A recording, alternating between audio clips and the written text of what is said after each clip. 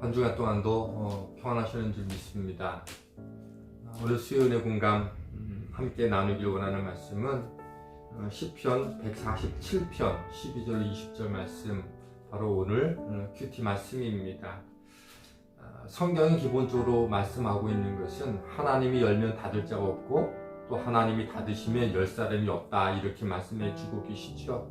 그리고 그것을 깨닫는 사람은 누구나 상황과 상관없이 하나님을 찬송할 수밖에 없게 되지요. 오늘 우리 함께 읽었던 본문 말씀 13절과 14절 말씀을 보면 이렇게 되어 있어요. 그가 내 문빗장을 견고히 하시고 내 가운데에 있는 너의 자녀들에게 복을 주셨으며, 또 14절 내 경례를 평안하게 하시고 아름다운 말로 너를 배불리시며. 이 하나님이 말씀하시기를, 왜 우리가 찬송할 수밖에 없는가, 그 이유를 말씀하시기를, 하나님이 너의 빗장의 문을 견고하게 하시고 또 내 삶 가운데 있는 자녀들에게 복 주시고, 그리고 내 경례를 평안케 하고 또 아름다운 말로 배불리신다, 이렇게 말씀해 주고 있어요. 하나님께서 그 가정과 그 성읍에 거하시는 곳이라고 하면 누구도 침입할 수 없다. 그래서 그 안에 있는 가정과 자녀들에게 평안과 풍요의 복을 주신다, 이렇게 말씀해 주고 있어요. 그리고 시편 128편도 같은 연장선에서 말씀해 주고 있는 게, 결실한 포도나무와 같은 은혜, 자녀의 그 남편과 아내에게 주시는 은혜, 자녀들에게 주시는 은혜, 또 평강의 복이 여호와 하나님을 경외할 때 주시는 복이다, 이렇게 말씀해 주고 있다라고 하는 거죠. 그러면서 또 성경이 오늘 우리에게 말씀해 주고 있는 것은, 하나님의 말씀으로 세상을 창조했지만 그것으로 끝내지 아니하고 여전히 말씀으로 세상을 어떻게 보존하여 주시는지 우리에게 말씀해 주고 있는데, 그것을 알게 해주는 오늘 본문의 힌트가 15절과 18절 말씀입니다. 이렇게 되어 있어요. 15절 그의 명령을 땅에 보내시니 그의 말씀이 속히 달리는도다. 그리고 18절 보니까 그의 말씀을 보내사 그것들을 녹이시고 바람을 불게 하신즉 물이 흐르는도다.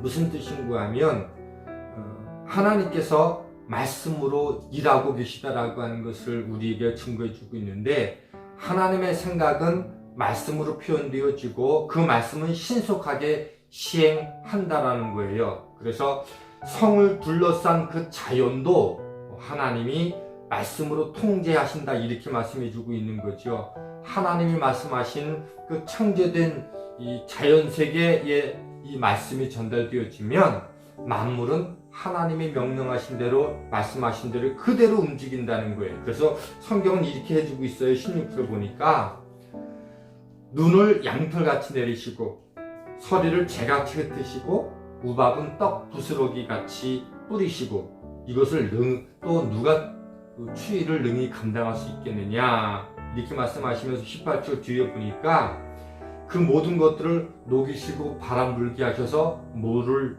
흘러가게 하신다, 이렇게 말씀해 주고 있어요. 그리고 시편 74편 17절 말씀을 보면 주께서 땅의 경계를 정하시고 주께서 여름과 겨울을 만드셨다, 이렇게 표현해 주고, 그 이외의 시편의 몇몇 군데에서도 말씀해 주고 있는 것은 낮과 밤의 경계, 인간과 자연과 동물과의 경계가 있고, 계절의 경계가 있고, 땅과 하늘의 경계가 있고, 바다와 물 다 경계가 있어서 하나님이 경계 지어 놓으신 것들을 다른 것들이 침범할 수 없게 해 주셨다, 이렇게 말씀해 주고 있어요. 그러니까 물이 육지를 넘어 들어오거나 아니면 어떤 자연 질서, 인간 문명 바깥에 있는 것들이 문명 속에 들어오거나 이러는 것들은 하나님이 원하지 않는 거라는 거죠. 그러니 오늘 이 세계가 직면하고 있는 다양한 바이러스들이 있어야 할 자리에 있지 아니하고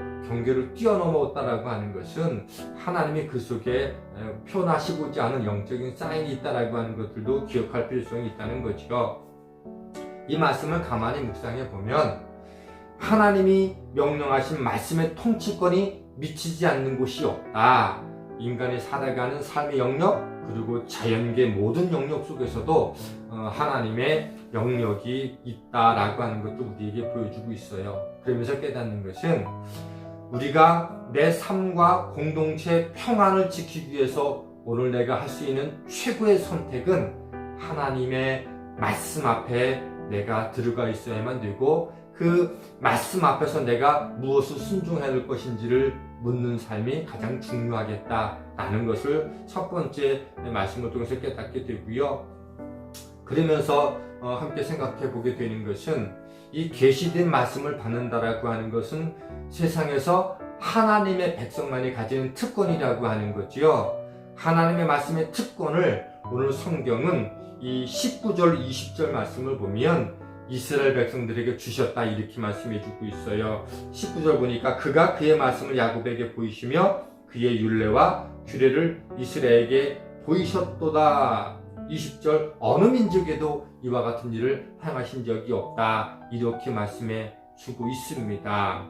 이 사실만으로도 이스라엘은 하나님을 찬양해야만 하는 거지요. 그리고 이러한 은혜는요, 이스라엘에게만이 아니라 어느 시대이든 하나님을 주로 고백하는 이 모든 사람들에게는 동일하게 언약을 맺으시고 이스라엘과 관계 맺었던 것처럼 우리에게도 그렇게 관계를 맺어주신다는 거지요. 그러니 우리 역시 명령하시는 하나님의 말씀을 듣고 행한다면 이스라엘에게 약속하셨던 그 은혜를 우리도 동일하게 누릴 수 있게 된다는 거죠. 하나님이 문빗장을 경고해 주시는 것, 그리고 자녀들에게 복 주시는 것, 평안케 하시고 아름다운 말로 배불리게 하신다라고 하는 은혜가 우리 가운데도 있게 된다라고 하는 거예요.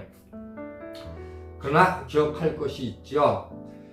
이스라엘 백성들이 이 받은 말씀을 특권이라고 생각하고, 그리고 그것을 자기 자신에게만 이렇게 함몰시켰다라고 하는 것에 대해서 하나님의 책임이 무겁게 그들에게 부과되게 된 거죠.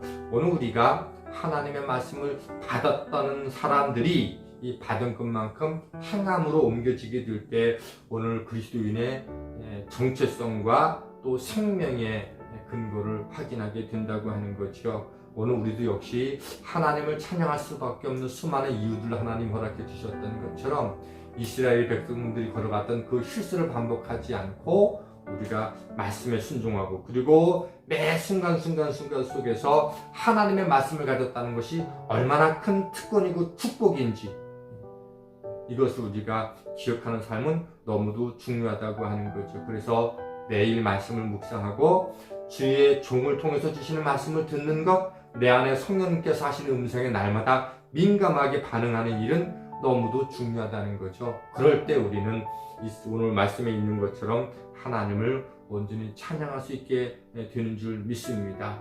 그러니 천지를 창조하신 하나님은 매 일마다 매 순간마다 우리가 어떻게 살아야 하는지를 말씀을 통해서 가르쳐 주십니다.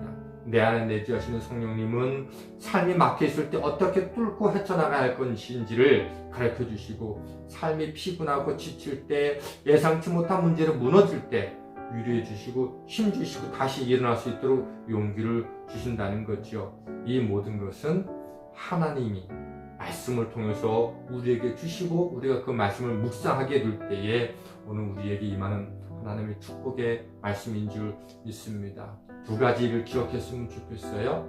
하나님은 인간의 삶의 모든 영역과 그리고 자연계의 모든 영역까지 그분의 통치가 이루지 않는 곳이 없으니 오늘도 우리의 평안과 우리의 복과 그리고 우리의 안전함을 보장해 주시는 것은 하나님의 말씀밖에 없다는 것을 첫 번째 기억하시고, 두 번째로 하나님께서 그런 특권의 말씀을 우리에게 주셨으니 오늘 우리가 믿음으로 행하여서 나뿐만이 아니라 우리 모든 이웃들에게도 그 사랑이 흘러갈 수 있는 그런 삶으로 살아가도록 하는 것, 그것이 오늘 10편 147편 12절로 20절 말씀을 통해서 제가 깨닫게 되었고 함께 나누고 싶은 말씀입니다. 이런 축복이 저와 여러분 가운데 가득하게 되기를 주님의 이름으로 축원합니다.